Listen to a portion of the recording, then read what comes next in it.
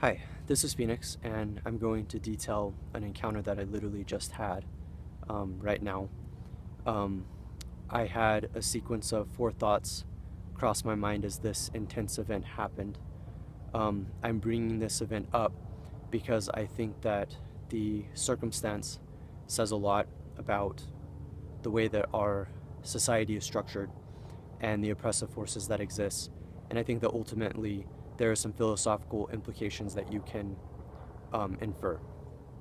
So basically, what happened was I was walking on the property of a mental health facility that I actually go to a lot and go to for various things that I need, such as medication and therapy. I hate this facility. Um, I described in jest once that I would burn it to the ground if I had my way because I think it's a terrible facility. I think the services are terrible and the accountability is bad. But nonetheless, I'm kind of funneled into it, and so I have to deal with it. So basically, I had an interesting run in with a, he was a guard or a security guard or something. But basically, what happened was he asked me how he could help me in a very, what I perceive to be a very threatening manner. That phrase sounds like it would be accommodating and kind, but not the way that he said it. The inflection said a lot, as well as the context, as well as the aggressive manner in which he approached me. So four thoughts entered my head in succession, and this is in no particular order, but these were the thoughts. First of all, I thought that he wanted to prostitute me. I thought that he was essentially someone who uh, takes advantage of people, and so I thought that he was just someone looking for trouble. Then I realized that he was a security guard of some sort, and that scared me. I immediately thought of the Black Lives Matter movement, which has been saturating our culture, and that brought in a lot of fear because I was like, well, what if this guy shoots me or does something violent? Because that's basically been instilled by the media and by what's been happening with the racial tensions in the world and in America. And of course, this doesn't mean that I actually would have been shot, of course, because I'm not African American. But I think that that fear was still present because of what I've been reading about. Another thought that came into my head was this idea that he was generally going to hurt me. Um, and to get more specific about that, this had to do with more oppression about my mental health. Because my mental illness, as I've said in the past, has allowed me to be marginalized in various ways. And that's been difficult. And so it definitely brings this intense fear of marginalization, of, um, of marginalization as well as oppression and the various ways that we get oppressed.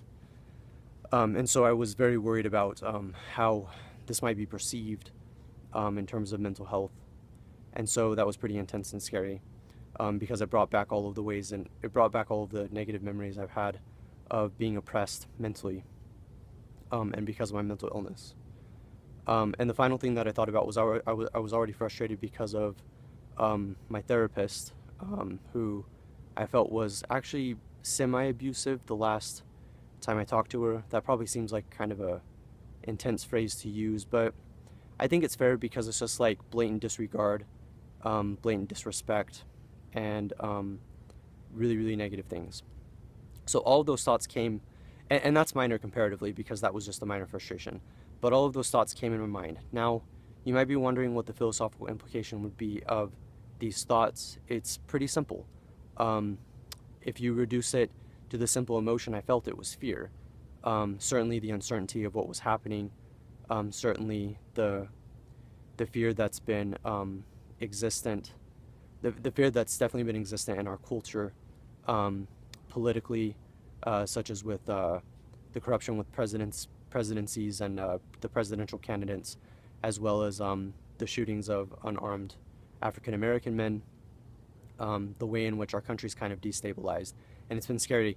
And the most poignant statement that I can create based off all of this, my philosophical assertion and implication, is this idea that essentially my mental illness has um, actually been a really helpful thing for me because it's allowed me to see the world um, as it really is. And I know that sounds ironic considering that my reality is filtered through delusion, but I think that it's because you experience reality in a hyper-real way. The irony, though, is that I have been oppressed because of my mental health and because of my mental illness and because of the stereotypes made about me. I'm a good guy. I see myself as a good guy. I do the best that I can with humanitarian work and with my writing, and yet I'm still marginalized and still oppressed in various ways, and this encounter with this security guard says a lot. Now, of course, you could criticize me for walking on the property, but there's no trespassing sign. Um, and unless the laws change crazily and change on a whim, which seems like they do sometimes, I wasn't breaking the law. And if I was breaking the law, I want to know what law I was breaking. But I can pretty much guarantee I wasn't breaking the law because, as the security guard said, we were closed, but, that doesn't make sense because you can't just, unless there's no trespassing sign to, show you that you're not supposed to be there, it's okay to just, walk on property because it's not like it's private property. I mean, as far as I know, if it was private property, that would be a different thing, but it wasn't. And anyway, even if that's true, the deeper point that I'm getting at is the way in which you can quickly be oppressed and stereotyped and marginalized, and I think that that's super important. This is Phoenix, and thanks. And just be aware, I just wanted to share this story. Thank you.